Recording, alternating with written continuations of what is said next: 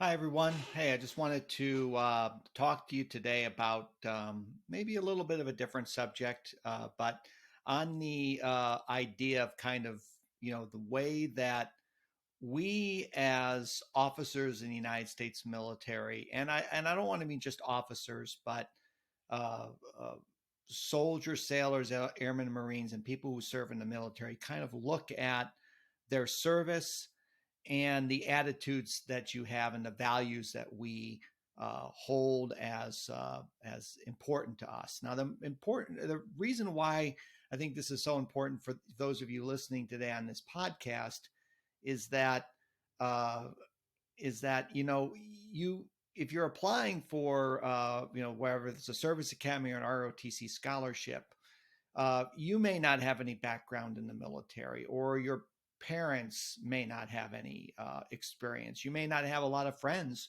who that are in the military. So, what you think may be important to someone reading one of your essays or someone who's interviewing you, and what you think is important and may then you think give you a leg up on getting into an academy or getting an ROTC scholarship may not have anything to do with what your interviewer is looking for and what your interviewer treasures and holds sacred in his or her heart. So you got to get in the mindset of the way that the person who's interviewing you looks at life, the way their worldview and what they find to be important. Because what you're doing as a candidate is you are deciding to go into their world. You are deciding to join the military, to become an officer in the United States military. You are joining a club. And so you need to know what the people who are in that club value. And so I see so many mistakes of individuals who go into these interviews and essays and they treat it like a college interview where they talk about themselves, they talk about all their qualifications and all the great things that they've done in high school, but yet don't even talk about or don't even mention the important values that the person interviewing them is really trying to figure out about them and whether or not they're worthy enough to be a future officer in the United States military. And so you can't approach this like a college uh, interview, where you sit down and you say, well, I, led this team, I led that team, I, was an Eagle Scout, I was a Gold Star leader, I was the president of my class, I did National Honor Society, I have a 1400 SAT score. Uh, those are important, of course, and I don't want to dismiss those accomplishments because they are significant and make up who you are as a person. But I mean, are they really the ones that are going to be important for the person interviewing you?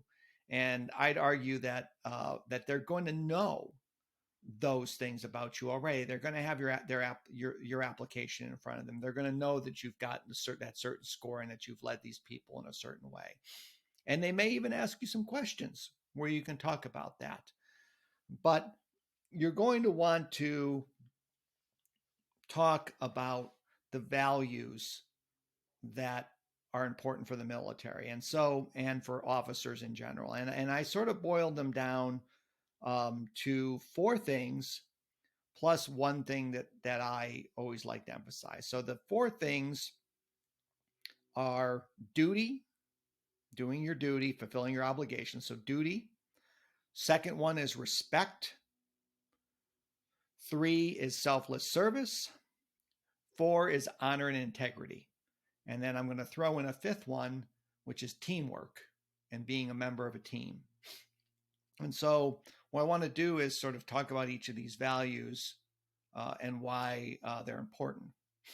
First, let me talk about duty and commitment.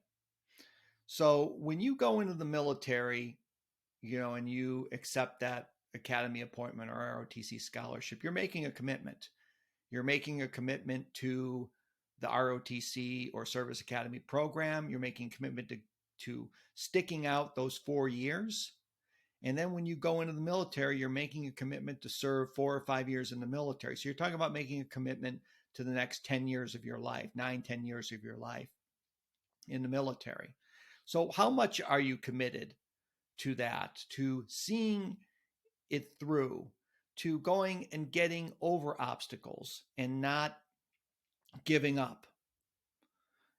Do you see this as a duty? Do you see this as a duty that's something that you are committed to, and that it's a duty for you to serve because the military and, or rather, the US government and the US taxpayers are making a decision to give you a scholarship in order to be able to serve as an officer in the military?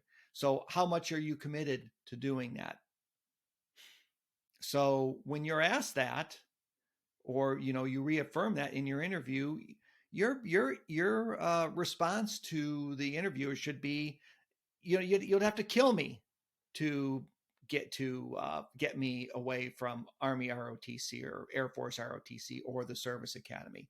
I am going to do everything possible to serve and do well in my officer candidate program, and when I become an officer, to serve my commitment, and even look to serve even more than my commitment, or even serve a career in the military.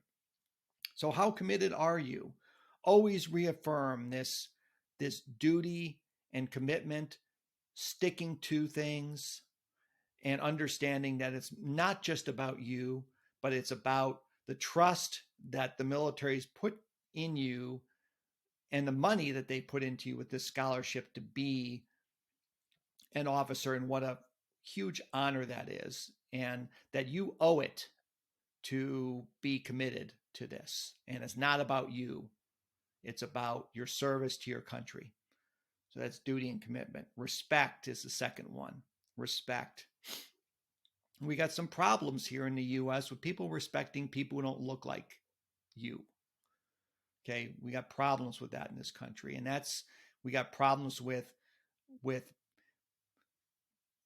prejudice and things like that.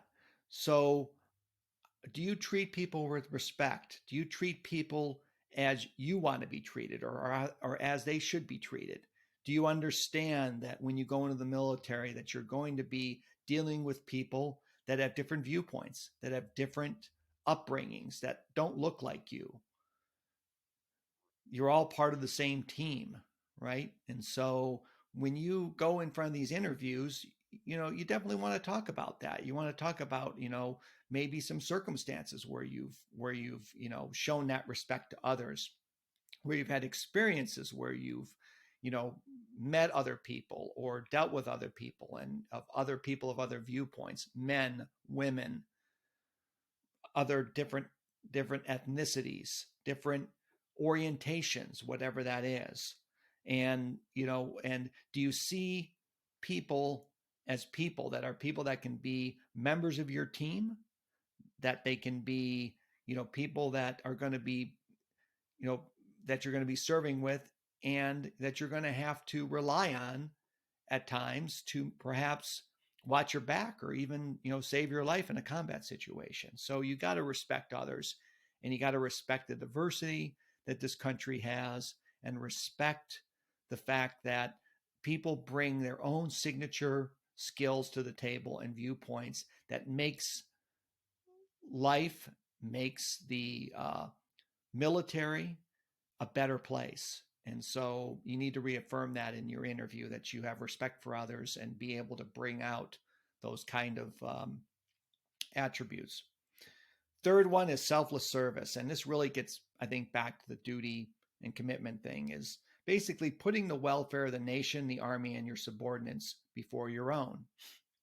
What's this about? Is it about you, or is it about you serving others? You should be honored to be a teammate, be honored to do everything that you possibly can, right? To be that person who effectively leads others, right? In service to our country. So you can get at this by showing how good of a teammate you were. Were you on a sports team?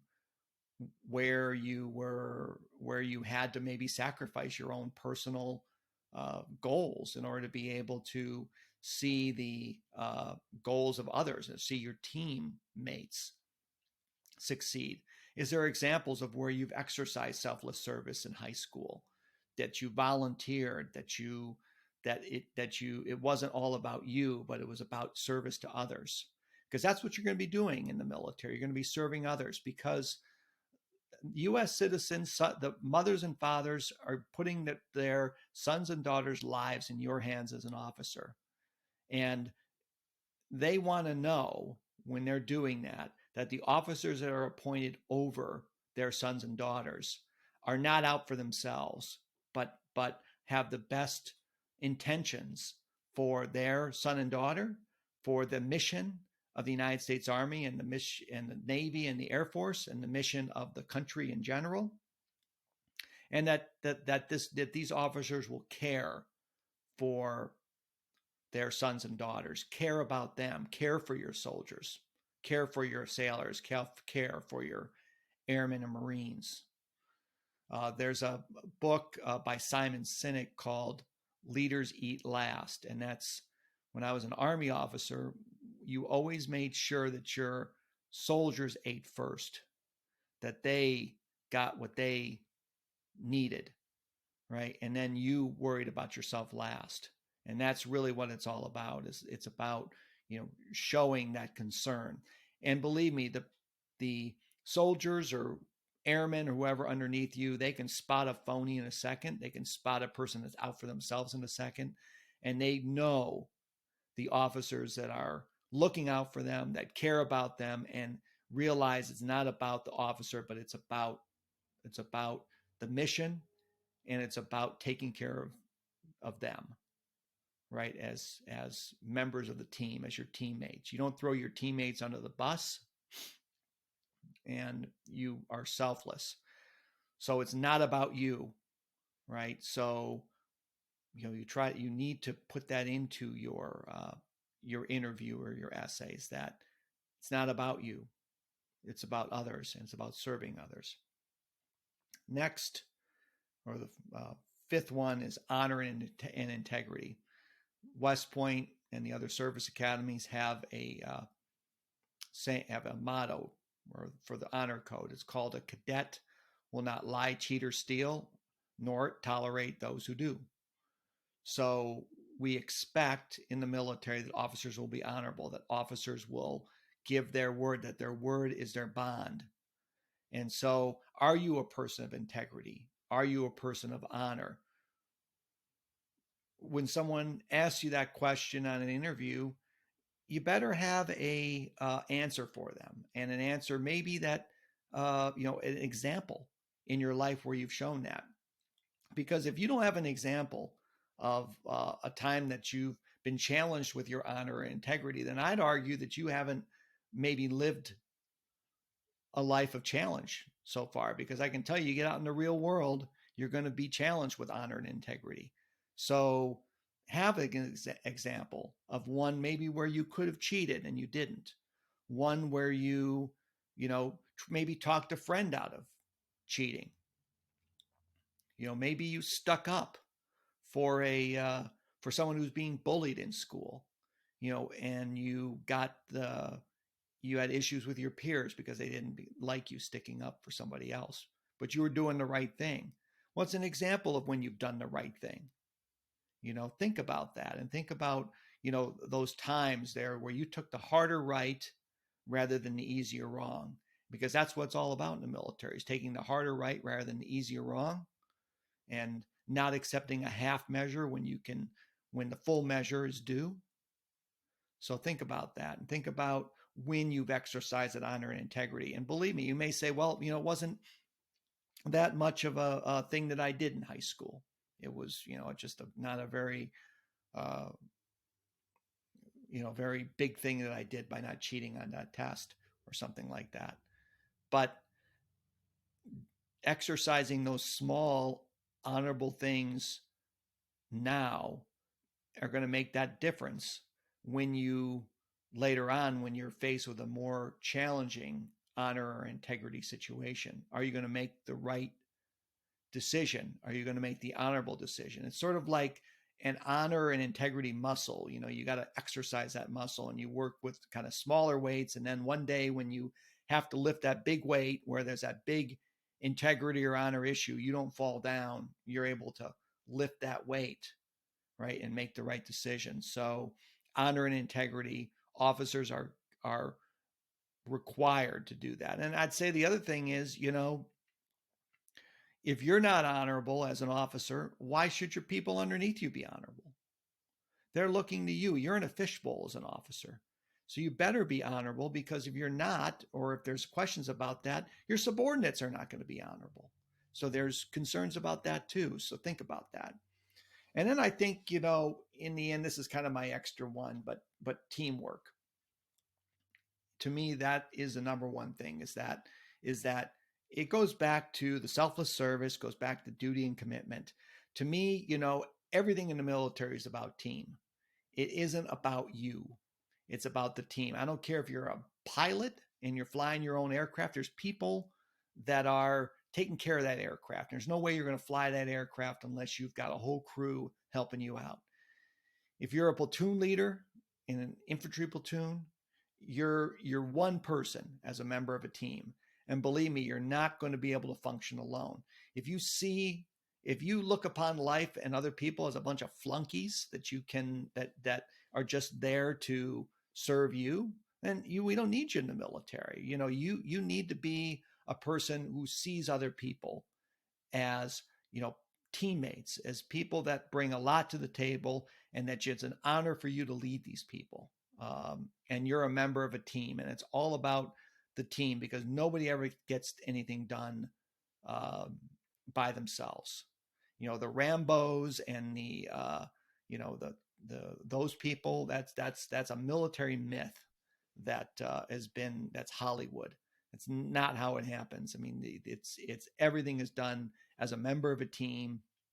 And the quicker you realize that, and the quicker you realize that the military is a team, and you're a part of that team, and it's an honor to be able to lead one of those teams, that gets to kind of this ethos that I'm talking about, this officer ethos. And so that's really what I kind of wanted to talk to you about today, is the idea of kind of the way that the officers see the world, the way that the people that interview you see the world. It's all about, again, duty and commitment. Fulfill your obligations. Respect. Treat people as they should be treated. Selfless service. Put the welfare of the nation, the army, and your subordinates before your own. Honor and integrity. A person will not lie, cheat, or steal, nor tolerate those who do. And then finally, my additional one is, you're always a member of a team. It's about the team. It's not about you. And so hopefully this has helped you here today to kind of give you an idea of kind of the way that officers see the world. And, and when you go in front of that interview, you start reinforcing some of these values that we hold dear as officers in the military. You'll be that much closer to obtaining that appointment or a scholarship in ROTC. So take care, and we'll see you next time.